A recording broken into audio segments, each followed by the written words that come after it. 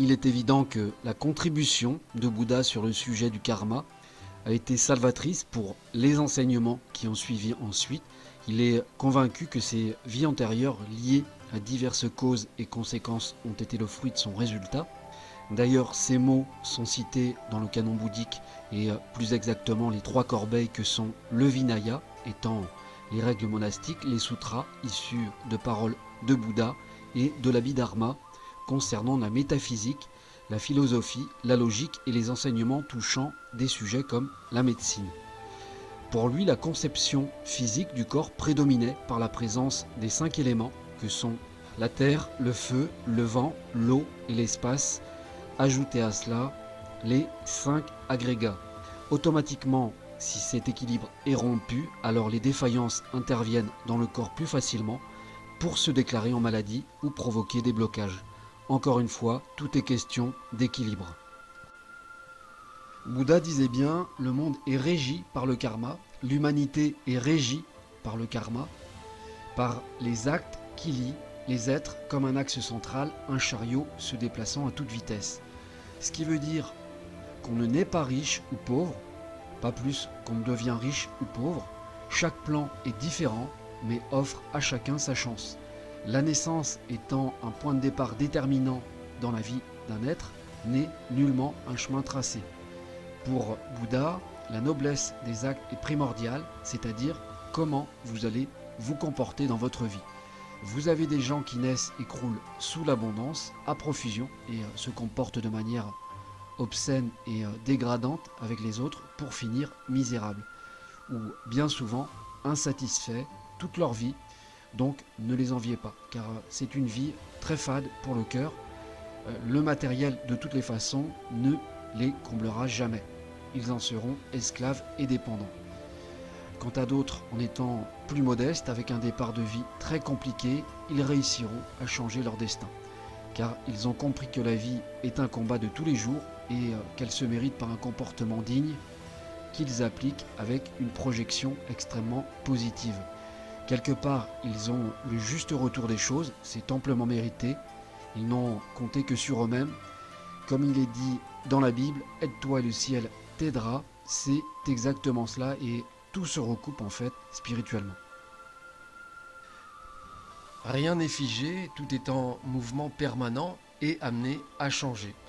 Chaque moment présent, nous écrivons et préparons le futur par nos actes, nos pensées et nos comportements. Nous ne pouvons nous en prendre qu'à nous-mêmes la plupart du temps. Il faut arrêter de trouver des excuses, notamment en insinuant la fatalité.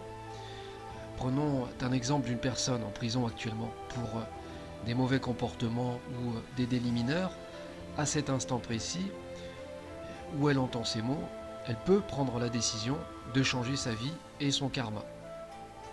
Elle seule peut prendre cette décision, même si rien ne sera facile à endurer ensuite et qu'il faudra beaucoup de temps, mais en extirpant les poisons mentaux dont elle se nourrissait au quotidien, sa vie changera du tout au tout avec un tout autre comportement.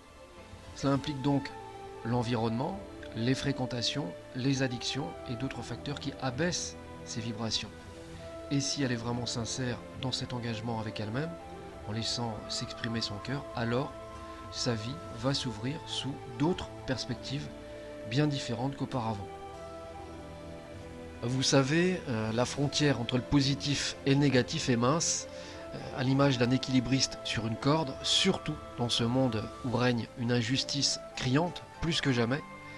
L'être humain reste faible et certaines personnes entières dérapent par provocation, par manque de sang-froid, par manque d'affection, par manque d'éducation, parce que certaines situations ne leur donnent pas toujours non plus le choix sur le moment.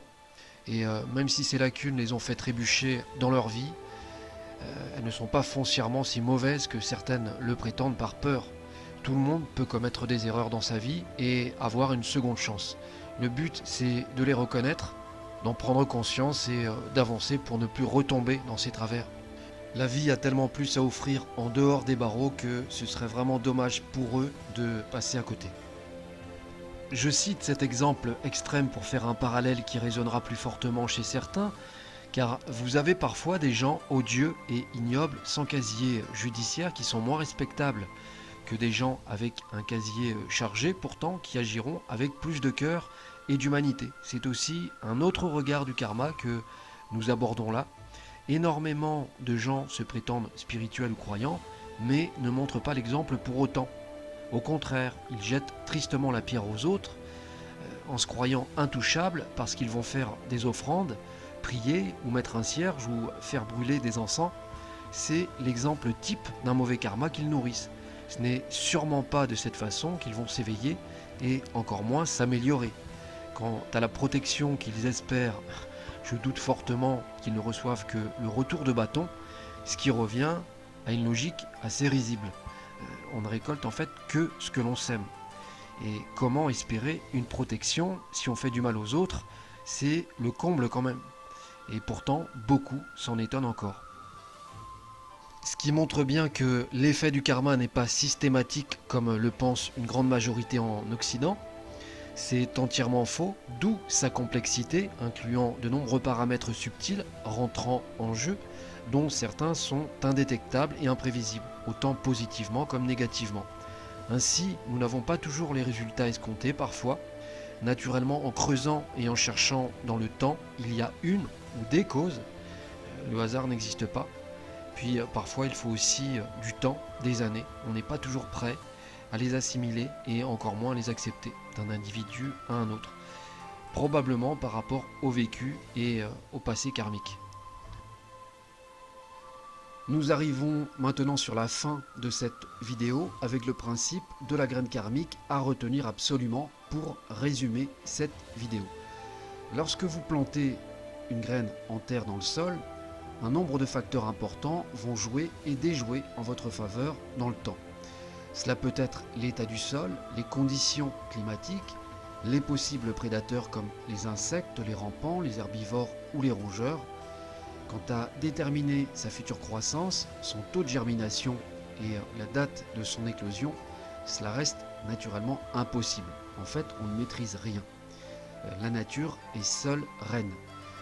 Dans le karma, c'est exactement pareil. Sans oublier de citer qu'une plante a besoin d'eau, donc constamment d'attention et de soins, ce qui demande de ne jamais relâcher ses efforts. Et malgré tous ces ingrédients, le résultat n'est toujours pas celui, parfois attendu ou escompté. Alors le plus dur est de l'accepter et de l'admettre. Quand cela échoue, souvent la réalité montre que les conditions n'étaient pas réunies. Beaucoup d'humains ont du mal à l'admettre et à se remettre en question. Le monde dans lequel nous vivons aujourd'hui est ce qu'il est, ni plus ni moins. Il ne suffit pas de planter une graine et d'attendre que tout se déroule comme un dû. Cela n'aurait aucun sens. Il n'y a rien sans rien. En résumé, voilà pourquoi il faut attirer de l'attention à nos pensées et à nos actes. Nous en sommes entièrement responsables, même s'ils ne sont pas préétablis.